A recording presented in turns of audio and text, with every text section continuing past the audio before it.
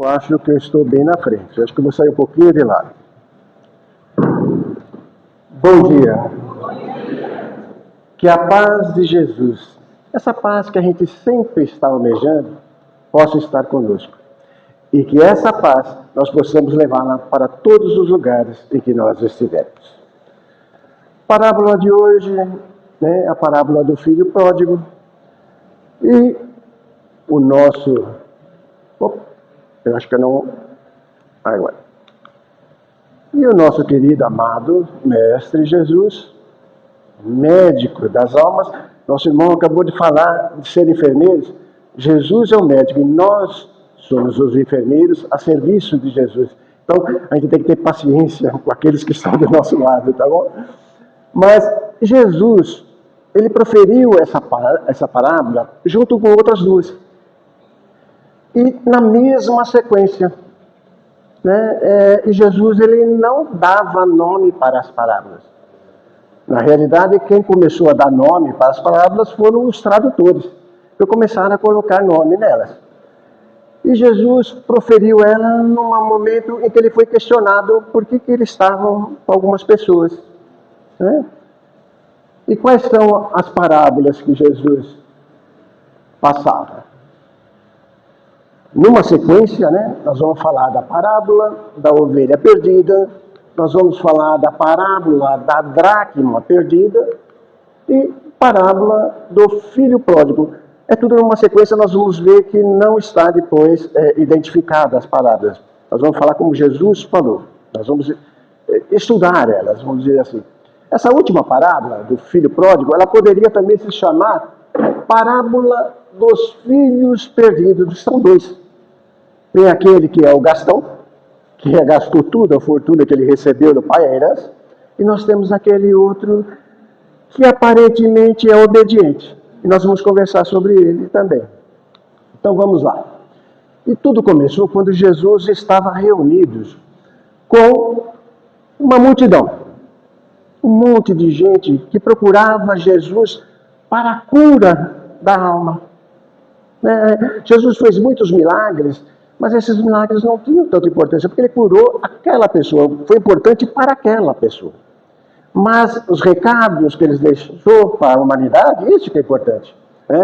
E essas pessoas estavam procurando isso naquela época. Alguma coisa para salvar a alma. E ali, Jesus estava reunido com aqueles que eram considerados gentios, que não eram judeus. Então eram os romanos, gregos, egípcios, entre outros. Jesus estava reunido com aqueles que trabalhavam aos sábados. E sábado é um dia sagrado, não poderia trabalhar. Jesus estava reunido com mulheres. E as mulheres, naquela época, não podiam se reunir com homens em lugar público. Jesus estava com os cobradores de impostos. E o judeu não gosta de pagar imposto, principalmente naquela época. Nós adoramos. Agora, no começo de janeiro, a gente adora pagar IPVA, IPTU, o Trump mandando taxar o imposto mais caro, a gente adora isso. Mas lá eles não gostavam de pagar o imposto. E aí eles tinham raiva dos publicanos. Ou seja, Jesus estava reunido com as pessoas que eram consideradas pecadores. E antes de a gente entrar direto nas parábolas, vamos ver quem eram os fariseus, quem eram os escribas e quem eram os publicanos.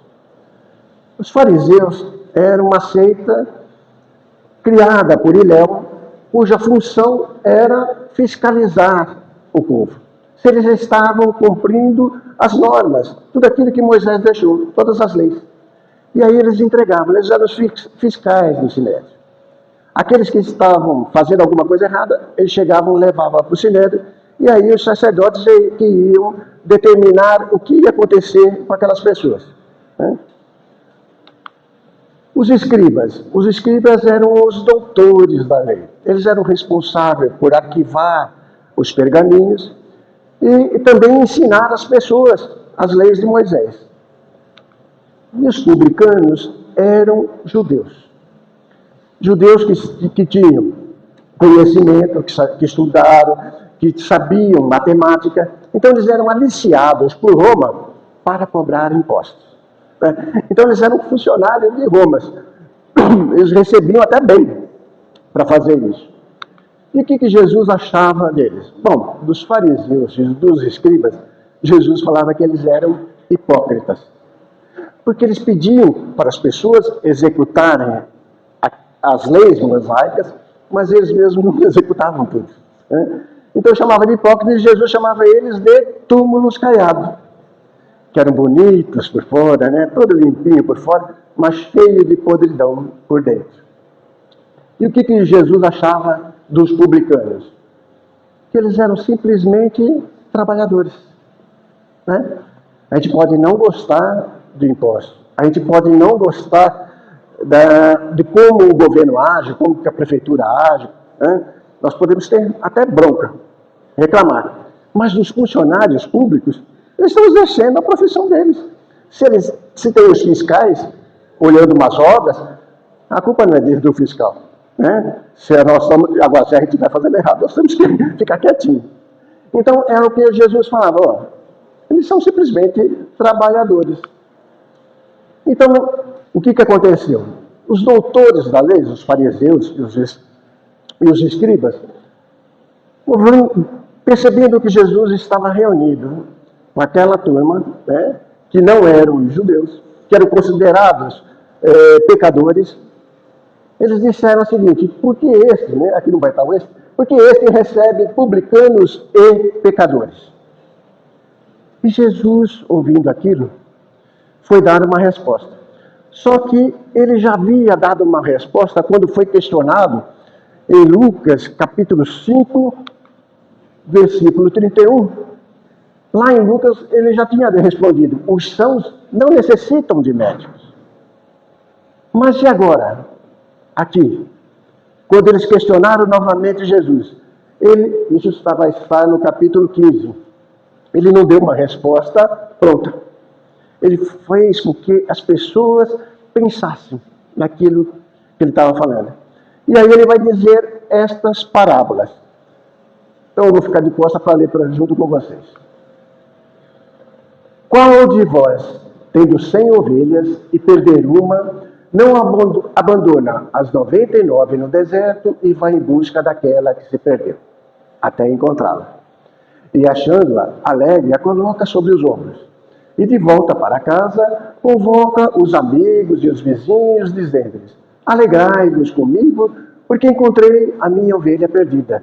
Eu vos digo que do mesmo modo haverá mais alegria no céu por um só pecador que se arrependa do que por 99 justos que não precisam de arrependimento. E ele continua: ou qual a mulher que tendo 10 dracmas e perde uma, não acende uma lâmpada, varre a casa e procura cuidadosamente até encontrá-la? Encontrando-a, convoca as amigas e vizinhas e diz: alegrai-vos comigo, porque encontrei a dracma que havia perdido. Eu vos digo que do mesmo modo há alegria diante dos anjos de Deus por um só pecador que se arrependa. E continua. Disse ainda: um homem tinha 2 filhos. O mais jovem disse ao pai: pai, dá-me parte da herança que me cabe. E o pai dividiu os bens entre eles. Poucos dias depois, ajuntando todos os seus haveres, o filho mais jovem partiu para uma região longínqua, e ali dissipou sua herança numa vida devassa, e gastou tudo. Sobreveio àquela região uma grande fome, e ele começou a passar privações. Foi então empregar-se com um dos homens daquela região, que o mandou para seus campos cuidar de porcos. Ele queria matar a fome com as bolotas, que eram vagens, alfarrobas, que os porcos comiam, mas ninguém lhes dava. E caindo em si, disse: quantos empregados de meu pai têm pão com fartura, e eu aqui, morrendo de fome? Vou-me embora, procurar meu pai e dizer-lhe: pai, pequei contra o céu e contra ti. Já não sou digno de ser chamado teu filho. Trata-me como um dos teus empregados. Partiu então e foi ao encontro de seu pai. Ele estava ainda longe. Quando seu pai viu, encheu-se de compaixão, correu e lançou-se-lhe aos pescoços, cobrindo-lhe de beijos. O filho então disse-lhe, pai, pequei contra o céu e contra ti. Já não sou digno de ser chamado teu filho. Mas o pai disse aos seus servos, ide depressa, trazei a melhor túnica e revesti-o com ela. Ponham um anel no dedo e sandálias no pé. Trazei o novilho cevado e matai-o. Comamos e festejamos, pois este meu filho estava morto e tornou a viver. Estava perdido e foi reencontrado. E começaram a festejar. Seu filho mais velho estava no campo. Quando voltava, já perto de casa, ouviu músicas e danças. Chamando um servo, perguntou-lhe o que estava acontecendo. Este lhe disse, é teu irmão que voltou, e teu pai matou um novilho cevado, porque o recuperou com saúde.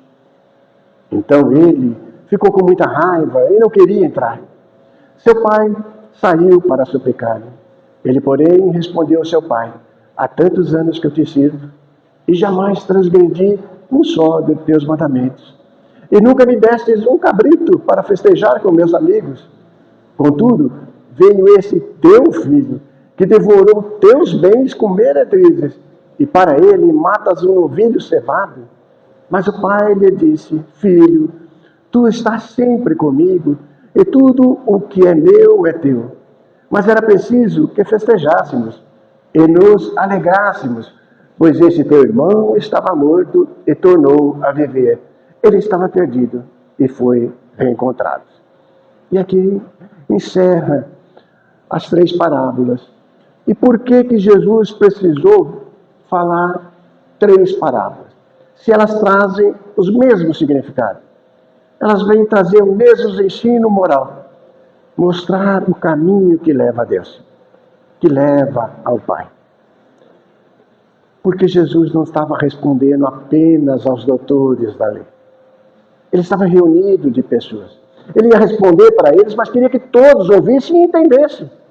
Então ele conta as 3 parábolas para atingir um público maior. Né? Porque ali tinham pessoas diferentes, pessoas que não conheciam a cultura judaica. Né? Então foi necessário ele contar 3 parábolas. Então, na ovelha perdida, quem que ele procurava atingir? O alvo eram aqueles que tinham conhecimento do campo. Como é que funcionava a vida no campo? E aquelas pessoas sabiam que perder uma única ovelha era um prejuízo financeiro grande. Porque aquelas pessoas eram sitiantes, não eram fazendeiras. Eles não tinham muitos animais. Então, você perder uma ovelha era um prejuízo grande. Eles contratavam um pastor, uma pessoa para cuidar das ovelhas. Então, aquele pastor saía e pegava ovelhas de vários sitiantes para poder levar para elas comerem, né? Porque não era todo lugar que tinha alimento. Mais ou menos igual hoje. Hoje nós temos o pet sister, aquelas pessoas que saem carregando os cachorrinhos para passear, né? Pega vários cachorros de várias pessoas, leva para passear, leva para brincar, leva para tomar banho, né? Então cuidam hoje dos animais. Naquela época tinha um pastor que levava várias ovelhas de vários sitiantes para pastorear com elas. E aí o que acontece? O pastor, se ele perde uma ovelha, seria uma falta de atenção. Você perder, você não está cuidando, né, do rebanho que foi destinado a você. E perante o patrão, né, que era o dono da ovelha, ia chamar ele de responsável. Onde já se viu? Eu dei para você uma garantia, eu falei acreditei que você ia cuidar da minha ovelha, e você não fez isso. E ele corria o risco de perder o emprego. E naquela região, você perdeu o emprego, você não arruma mais lugar. Porque vão ficar sabendo que você é uma pessoa irresponsável. Bom, e aí nós temos a dracma perdida. O alvo principal eram as mulheres. E aqueles que conheciam as tradições. Por quê? Primeiro nós vamos ver que dracma é uma moeda. Uma moeda. Aí algumas pessoas falam assim, nossa, mas tudo isso, ela fazia aquele escândalo, varrer toda a casa por causa de uma única moeda. Hoje, R$ 1 pode ser pouco para alguns. Mas tem pessoas que às vezes não têm R$ 1 para comprar um pãozinho. Tem pessoas que saem para ir trabalhar, ou saem para procurar emprego, ou saem para alguma atividade, com o dinheiro contado. Se perder um único real, vai ter que voltar a pé, porque o motorista não vai deixar ela entrar no ônibus. Não é? Então, se hoje em dia perder R$ 1 tem um significado grande para muitas pessoas, imagina naquela época perder uma única moeda, que era a dracma, que tinha um valor de uma ovelha, ou seja, era um valor grande. Perder uma única moeda era um prejuízo grande para aquela mulher. E o que acontecia? A mulher recebia essa moeda, por que ela carregava? De presente do pai. Quando a mulher casava, ela recebia uma quantidade de moedas, o marido recebia os dotes. Esse era para ele. E os dotes normalmente iam para o pai do marido da mulher. Mas a mulher não só recebia nada, então ela recebia umas moedas, da qual ela tinha que usar em casos extremos. E que caso seria esse? Se o marido viesse a morrer. Porque a mulher não tinha direito à herança. Principalmente se ela não tivesse filho com uma determinada idade. Porque se fosse pequeno, filho homem, pequeno, também ela não ia ter que ir embora, retornar para a casa do pai. E se ela perder uma única moeda, ela corre o risco de não conseguir voltar para a casa do pai. Então, olha só a importância da moeda naquela época. Mas, na realidade, Jesus quer dizer, está explicando aqui, que a moeda é uma virtude. Se a gente perder uma virtude, e aqui vamos esquecer mulher, nós, ali é apenas uma explicação para aquele povo. Se a gente perder uma virtude sequer, nós corremos o risco de não atingir um plano espiritual superior. Nós podemos até ir para o nosso lar, e aí reencarnar para poder recuperar essas virtudes que nós estamos perdendo. Mas atingir um mundo superior só quando a gente estiver com todas as virtudes, não perder nenhuma delas. E o filho pródigo? O alvo eram as leis e as tradições. Naquela região, o filho ele tem que ser obediente ao pai. Você pedir para o pai parte da herança é ser imprudente. Porque a herança só é dividida com a morte do pai, não enquanto ele está vivo. E ele foi imprudente porque a hora que ele pede parte da herança, ele quer a sua parte, é como se ele não estivesse nem ligando para o pai. Você pode até morrer, não estou nem aí. Eu quero a minha parte.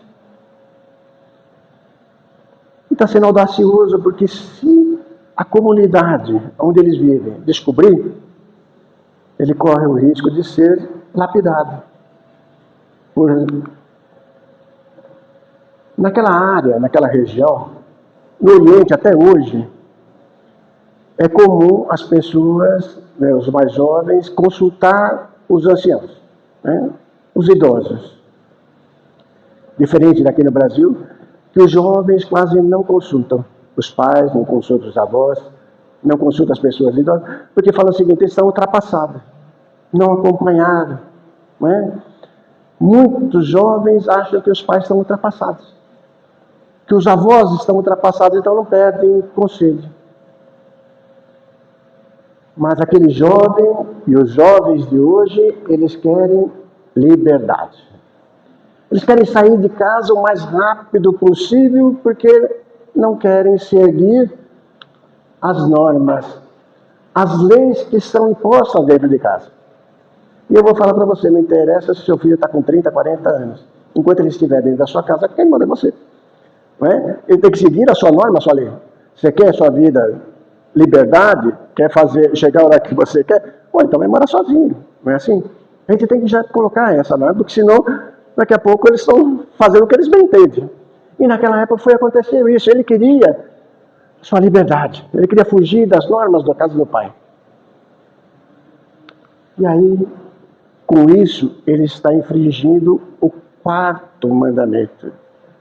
Dos 10 mandamentos de Moisés, o 4º, que é honrar pai e mãe. Por isso que eu disse o seguinte, naquela comunidade, quando ele fez isso, saiu de casa, pedindo para o pai parte da herança, ele poderia ser lapidado, sofrer. Mas o pai, o que ele fez? Ele simplesmente liberou. E por que o filho, ele já era maior de idade? Ele era jovem, mas era maior de idade. Ele poderia ter ido embora de casa. Mas ele quer a divisão dos bens porque ele quer ter coisas. Porque é fácil você ter amigo quando você tem coisas. Quando você tem o que fornecer para eles. Então aí você vai pagar uma cervejinha, você vai pagar alguma coisa para ele. Você é convidado para ir nas festas. Quando você tem dinheiro. Quando você não tem dinheiro, as coisas ficam mais difíceis. E o que aconteceu quando ele perdeu? Começou a gastar, não estava trabalhando. Veio uma fome, ou seja, uma estiagem grande. Naquela região falta muita água. E aí faltou alimentos. Né? Você poderia sair e comer nas plantações que existiam. Mas ele não, agora ele precisava pagar para comer. E ele estava desempregado, ele não trabalhava. Gastou todo o dinheiro. O que ele fez foi procurar emprego. E qual o emprego que ofereceram para ele? Cuidar de porcos. O hebreu, os descendentes lá de Moisés que seguem, sejam judeus ou sejam muçulmanos, eles não comem carne de porco. Então o judeu, principalmente naquela época, cuidar de porcos era se rebaixar. Era chegar a um nível muito baixo. Os judeus não comem de jeito nenhum carne de porco. Né? Então ele teve que se humilhar. E aí o que acontece? Jesus coloca ali, os porcos tinham o que comer, mas ele não. Davam mais importância para os porcos do que para ele mesmo. E isso é por causa de Moisés. Moisés sabia que os porcos carregavam um parasita. Né? Os porcos eles eram tratados assim, soltos. Comiam lavagem, viviam no meio da lama, sujeira. E aí eles carregam neles um parasita que entrando através da carne, a gente consumir a carne, vai trazer prejuízo para o estômago, para o intestino. Alguns se alojam até no cérebro. Né? E Moisés sabia daquilo. Mas o que fez? Até hoje, gente, tomar cuidado. Às vezes você escuta assim, olha, tem um sitiante lá, vai matar um porco. Né? Vamos comprar? Cuidado, você não sabe como é que foi cuidado aquele porco, se ele tomou as vacinas corretamente. Né? Então, compre em lugar que você tenha certeza que o porco está bem cuidado. Porque até hoje carrega esses parasitas que, quando eles se alojam no cérebro, não consegue nem fazer a operação. Aí é só com remédio caríssimo. Né? Então, Moisés, para que as pessoas aceitassem na época, colocou que era uma lei divina. Que Deus que tinha obrigado. Né? Que comer carne de porco era imundo, é um bicho imundo. Tem que colocar isso. Né? Então, para eles, na época, e acho que até hoje, não comer carne de porco é um sinal de obediência, é um sinal de fé. Né? O filho obediente, aquele que é obediente. Qual era o alvo? Doutores da lei. Os doutores da lei são aqueles que fiscalizam, aqueles que vão entregar que está fazendo coisa errada. E para eles, o filho obediente é aquele que está com razão. Para nós também, muitos de nós vão falar o seguinte, poxa, ele está certo, o irmão mais novo saiu de casa, problema dele. Né? Quem mandou ele procurar sarna para se coçar? Ele saiu de casa porque ele quis. Não é assim que a gente vai pensar?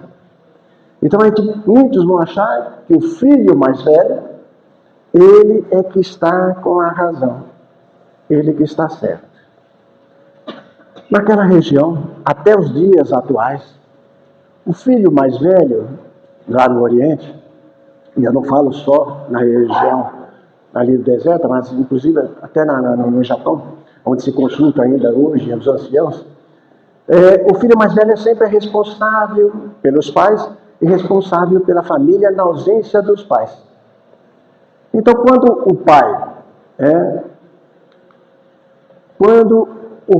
na realidade, assim, os mais novos não vão procurar direto o pai, vão sempre procurar o filho mais velho para ele interceder junto ao pai. É mais ou menos assim, você está numa empresa, você não fala com o dono da empresa, você vai falar com o gerente. O gerente é que vai resolver isso, levar o caso adiante, quando ele não consegue resolver. Então, naquela época, a mesma coisa. O filho mais velho, ele que tinha a responsabilidade de poder avisar. Olha, você está fazendo coisa errada. Quando o mais novo pediu parte da herança, ele deveria ter chamado a atenção do irmão. Isso não se faz. O que você está fazendo é errado. Mas ele ficou calado. Ele ficou calado porque ele foi beneficiado. Eu vou ler a transcrição. Estaria ali, né?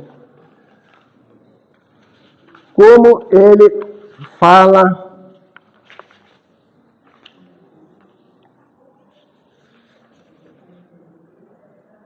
Está aqui. No capítulo 15, no versículo 12, onde ele vai dizer assim.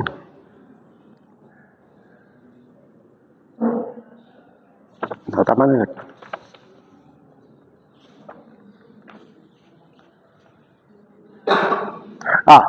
No capítulo 12, então ele, o pai, repartiu entre eles o bem, tudo aquilo que tem. Então o pai, quando foi fazer a divisão, dividiu entre os dois a herança.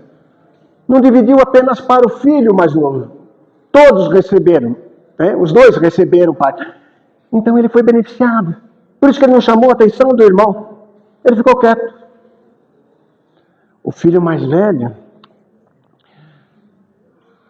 ele ficou com ciúmes. Quando ele viu que o irmão voltou, ele ficou com ciúmes. Mas antes disso, o que ele deveria ter feito? Meu irmão saiu. Eu vou atrás dele. Eu vou colocar ele no ombro, como o pastor fez com a ovelha, que colocou no ombro e trouxe de volta para o lugar seguro. Ele deveria ter feito isso. Vou lá, cato o meu irmão, coloco no ombro. Vem aqui. Você está fazendo coisa errada, vem para casa. Mas ele ficou quieto. Ali nós vamos ver que ele diz para o pai assim: ele gastou tudo o que era teu. Espera aí, quando a gente dá alguma coisa para alguém, aquilo já não é mais nosso.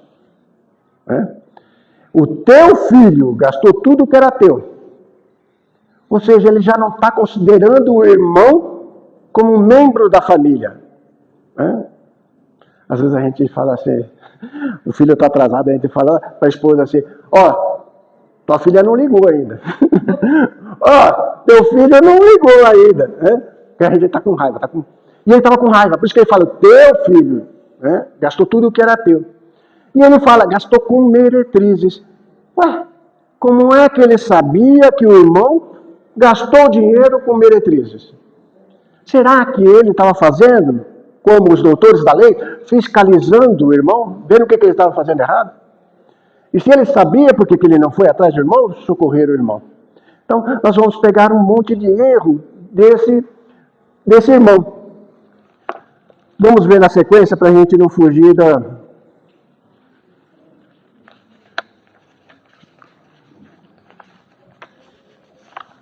Então vejamos aqui.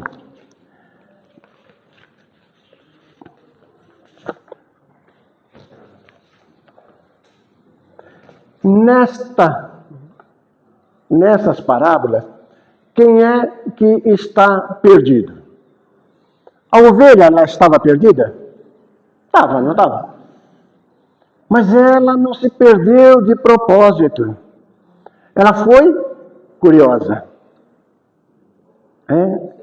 Ela estava seguindo junto com o pastor, mas alguma coisa chamou a atenção e ela saiu do caminho e se perdeu. A curiosidade, quando nós temos curiosidade, ela é boa quando é com responsabilidade.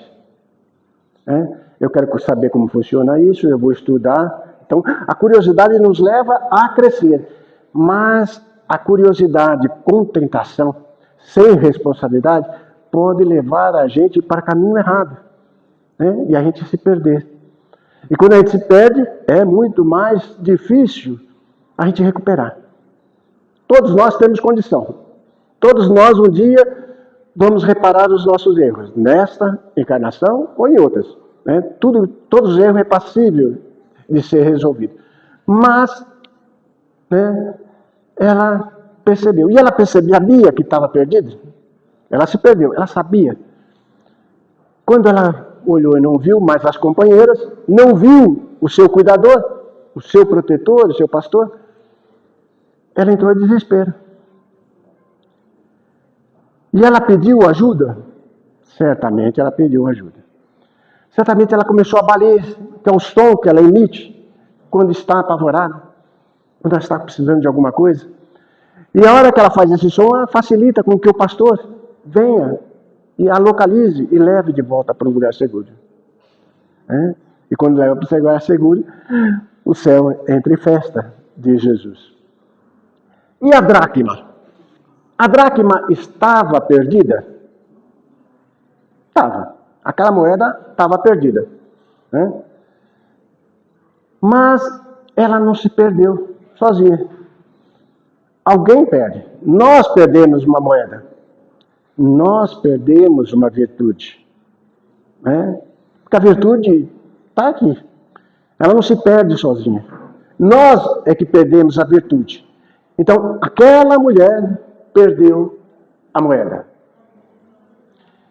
E ela sabia que a moeda estava perdida. E o que ela faz? Ela começa a varrer. Aonde que ela perdeu? Dentro de casa. A virtude nós perdemos aqui, no nosso pensamento. Quando nós agimos sem pensar.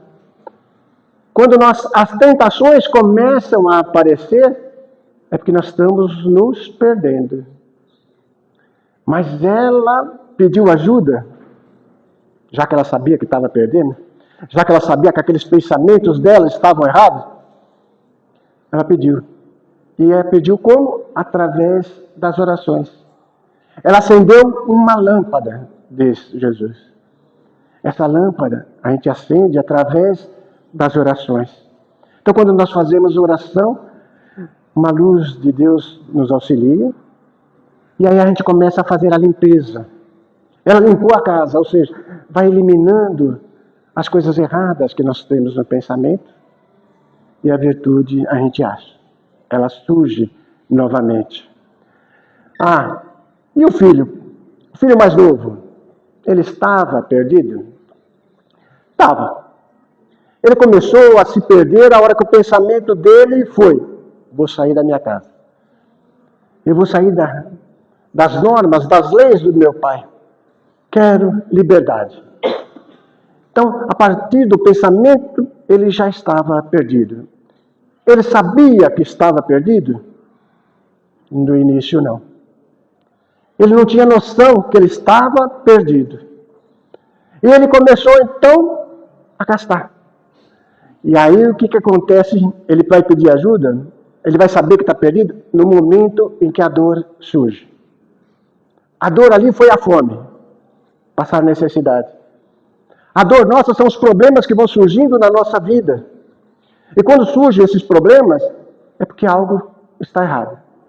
E se eu não identifico o problema nesta encarnação, é porque ela está em encarnação passada. Está em outras vidas. Ele pediu ajuda? De início não, porque ele foi orgulhoso. Ele foi procurar resolver por si só. Mas a consciência começou a pesar e falou: opa, olha o que você fez de errado. Na casa do seu pai, você tinha tudo. Até os empregados lá comem melhor do que você aqui. E ele, então, opa, então eu tenho que voltar para a casa do meu pai. Então, ele se humilha e volta para a casa do pai, resolve.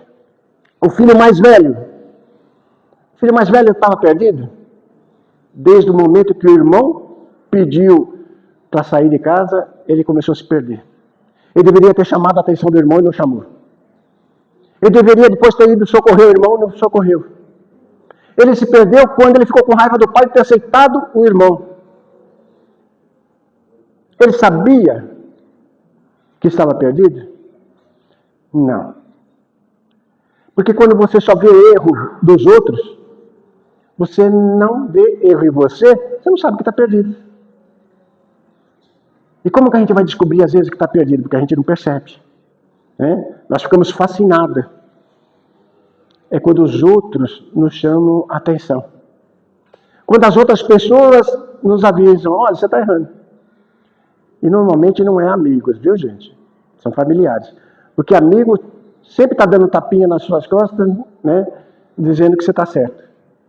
Só que o verdadeiro amigo chama a atenção. E aí a gente fica com raiva às vezes do amigo quando fala algumas coisas que a gente precisa ouvir. Não que a gente quer. Né? Então a gente já viu muitos casos em que a pessoa pede um amigo porque o amigo falou as coisas verdades. Mais tarde ele vai reconhecer e volta.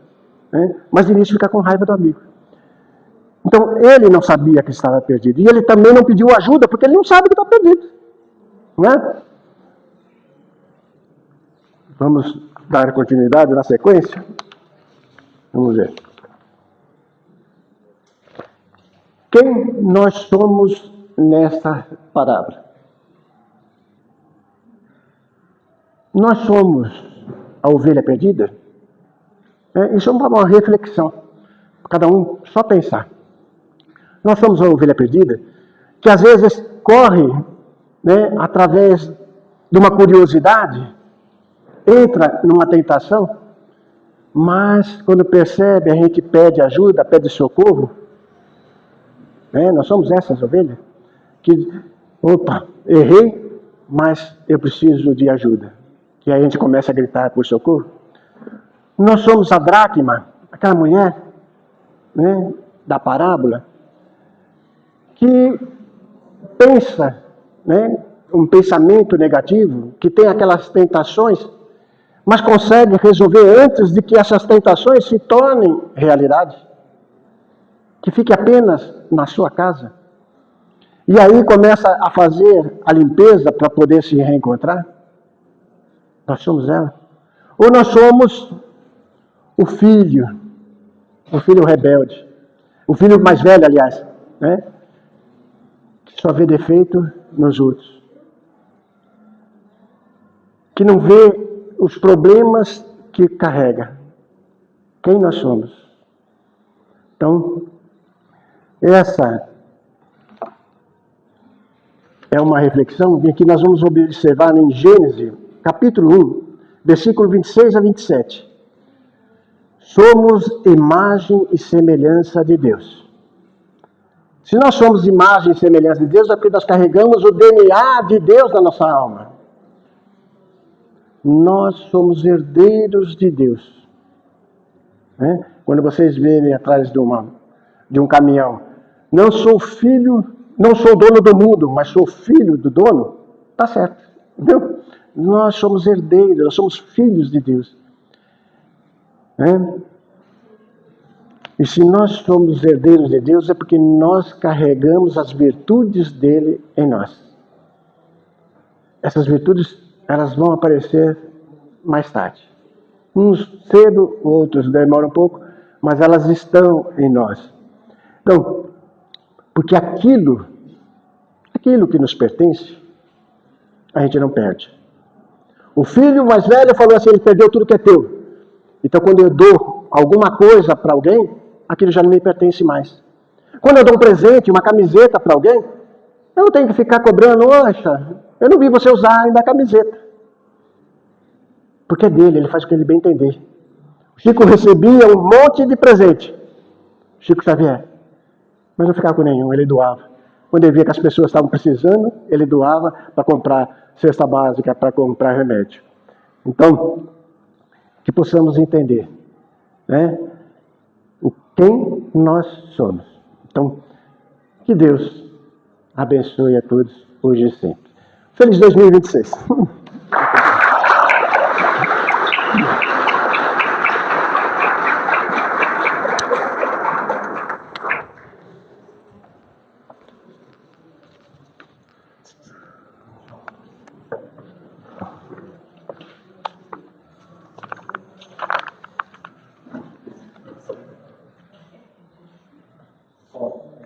Obrigado, João, pela palestra. Pode ser. E a gente queria pedir desculpa que o problema aqui não é da casa, tá? Ou é da rua ou do bairro do. Se por acaso chegar a energia, a gente faz o espaço de tratamento. Se não chegar, vai ser só coletivo, tá bom? Porque ninguém vai ficar nesse calor. Bom, então vamos fechando os nossos olhos. Vamos nos envolvendo em Jesus, que é o nosso irmão maior, que nos envolve neste momento a cada coração aqui presente, encarnado e desencarnado, que nos envolve com todo o seu amor, com todo o seu carinho, com toda a sua alegria. E vamos doando um pouquinho do muito que recebemos dessa palestra. Vamos deixando fluir de dentro dos nossos corações amor, paz, luz, entendimento. E que todas essas energias se entrelaçando possam servir para que o mundo espiritual possa entregar a todos os nossos irmãos que necessitam dessas ligações. Então vamos com um só pensamento, vibrando por todo o nosso planeta Terra, pelos países que se encontram em maior dificuldade, principalmente aqueles países que ainda estão na guerra, na fome, na miséria total. Pedimos a esse mestre maravilhoso que envolva todo o nosso país, a todos os nossos irmãos brasileiros, principalmente aqueles que passam por maior necessidade, aqueles que fazem da calçada a sua própria morada, que vivem debaixo dos viadutos. Vamos envolvendo, Senhor, a todos os nossos irmãos que estão em seus leitos de dores. Vamos pedir, meu Pai, que envolva a todos os desesperados, desempregados, aqueles que pedem prece. Pedimos, Senhor, para os nossos mães, para todos aqueles que não puderem estar aqui presentes, mas que de alguma forma estarão recebendo. Pedimos para que o mundo espiritual leve naquele cantinho onde a gente não sabe onde é, mas que vai receber. Pedimos, Senhor, por cada um de nós que estamos aqui neste momento, para que essas energias possam renovar o nosso íntimo, nos dando força para toda a nossa semana, para o nosso dia a dia, nos dando força, a fé e a coragem necessária. Agradecemos neste momento a mentora desta casa, que se faz presente com todas as equipes que nos amam, que nos assiste o tempo todo, que nos apoia com todo carinho e que abraça todos esses momentos. Que assim seja, graças a Deus. Permanecemos em seus lugares, tá?